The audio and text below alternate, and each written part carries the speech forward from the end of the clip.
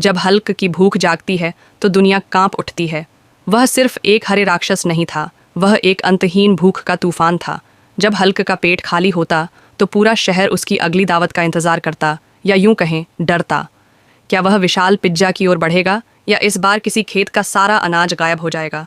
Hulk की भूख कोई मजाक नहीं थी, यह एक ताकत थी, एक चुनौती थी, और शायद एक ऐसी समस्या थी जिसे कोई रोक नहीं सकता। क्या कोई ऐसा तरीका होगा जो हल्क को रोक सके, या फिर दुनिया को उसकी अगली भूख के लिए तैयार रहना होगा? आइए इसकी पूरी स्टोरी जानते हैं। एक दिन हल्क न्यूयॉर्क शहर में घूम रहा था।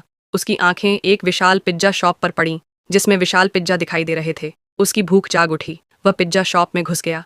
दुकानदार, एक छोटा सा आदमी, हल्क को देखकर डर गया, लेकिन हल्क ने उसे आश्वस्त किया कि वह सिर्फ भूखा है। हल्क ने एक विशाल पिज्जा ऑर्डर किया जिसमें सैकड़ों स्लाइस थे। उसने उसे कुछ ही मिनटों में खा लिया। फिर उसने और ऑर्डर किया, और फिर और। वह पिज्जा शॉप में घंटों तक बैठा रहा, पिज्जा खाता रहा। दुकानदार हैरान था लेकिन साथ ही खुश भी, क्योंकि हल्क ने उसके पूरे स्टॉक को साफ कर दिया था। अंत में हल्क ने अपना पेट भर लिया। वह संतुष्ट था, लेकिन थोड़ा थका हुआ भी। वह पिज्जा शॉप से बाहर निकला, अपने विशाल कद से लोगों को डराते हुए। लेकिन हल्क की भूख कभी खत्म नहीं होती थी। वह हमेशा भूखा रहता था और हमेशा खाने की तलाश में रहता था। वह एक विशाल राक्षस था जिसकी ताकत अविश्वसनीय थी, लेकिन उसकी भूख उससे भी ज्यादा अविश्वसनीय थी। और यह एक ऐसी चीज थी जिसके बारे में कहानियां बनती थीं। एक और दिन हल्क एक किसान के खेत में घुस गया। वह भूखा था, बहुत भूखा। उसने पूरे खेत के फल, सब्जियां और अनाज खा लिए।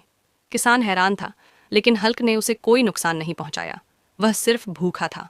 हल्क की भूख एक ऐसी चीज थी जो उसे हमेशा परेशान करती थी।